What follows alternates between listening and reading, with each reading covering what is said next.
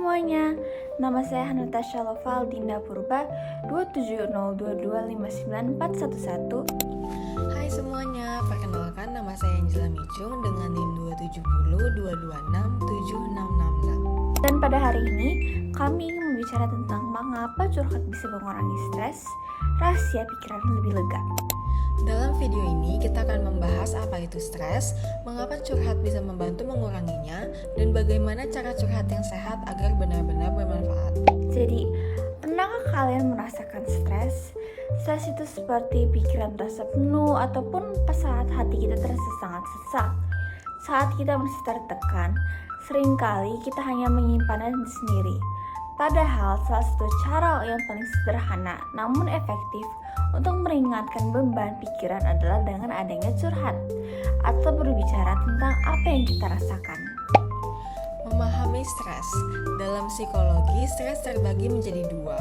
Yang pertama, stres positif atau eustress, yang justru memotivasi kita untuk berkembang, misalnya saat bersiap menghadapi ujian. Dan yang kedua, ada stres negatif atau distress, yang justru cenderung membuat kita kewalahan dan merasa tidak mampu menghadapinya. Jika stres negatif ini dibiarkan terlalu lama, hal ini dapat mempengaruhi kesehatan, seperti sulit tidur, cepat marah, sakit kepala, bahkan gangguan kecemasan dan depresi. Apa itu curhat dan peranannya? Curhat adalah aktivitas berbagi cerita atau perasaan kepada orang lain yang kita percayai. Ini bisa berupa berbicara tentang masalah, keresahan, atau sekedar menceritakan apa yang sedang kita alami. Menurut penelitian psikologi, curhat adalah bentuk strategi coping emosional.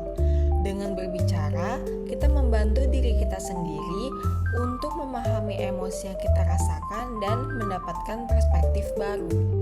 Curhat bukan hanya mengeluh, tetapi juga cara untuk mendapatkan dukungan sosial, yang merupakan salah satu faktor penting dalam menjaga kesehatan mental kita. Mengapa curhat bisa mengurangi stres? Ada beberapa alasan ilmiah mengapa curhat bisa benar-benar mengurangi stres. Pertama, pelepasan hormon oksitosin. Ketika kita berbicara dengan seseorang yang memahami dan mendengarkan, tubuh kita memproduksi oksitosin, yaitu hormon yang membuat kita merasa tenang dan terhubung dengan orang lain. Kedua, validasi emosi. Saat kita menceritakan perasaan kita dan orang lain menerima cerita itu tanpa menghakimi, kita merasa diakui. Hal ini dapat menurunkan rasa cemas dan marah yang kita rasakan. Ketiga, mendapatkan dukungan sosial. Dengan curhat, kita tidak merasa sendirian menghadapi masalah. Dukungan sosial ini terbukti secara ilmiah dapat memperkuat kesehatan mental, meningkatkan kepercayaan diri, dan membantu kita melihat masalah dengan lebih jernih. Meski curhat itu bermanfaat, cara melakukannya juga sangat penting. Berikut ada beberapa tips untuk curhat yang sehat. Yang pertama adalah kita harus memilih orang yang tepat. Pastikan orang tersebut dapat dipercayai dan mampu mendengarkan kita tanpa menghakimi. Yang kedua, ungkapkan perasaan dengan jujur.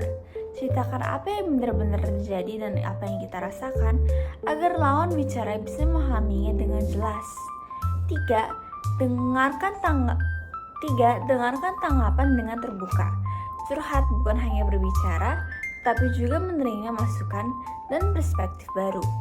Keempat adalah kita harus fokus kepada solusinya. Jangan hanya mengulang keluhan saja. Setelah curhat, kita harus bisa pikirkan langkah-langkah yang bisa diambil untuk memperbaiki keadaan kita. Maka jika dilakukan dengan cara yang tepat, cara menangani stres yaitu dengan curhat bisa membawa manfaat jangka panjang. Bukan hanya mengurangi stres saat ini juga, tetapi juga dapat meningkatkan kesehatan mental, memperkuat hubungan sosial, dan juga membangun rasa percaya diri. Stres merupakan bagian dari kehidupan, tetapi kita tak harus mengalaminya sendiri-sendiri.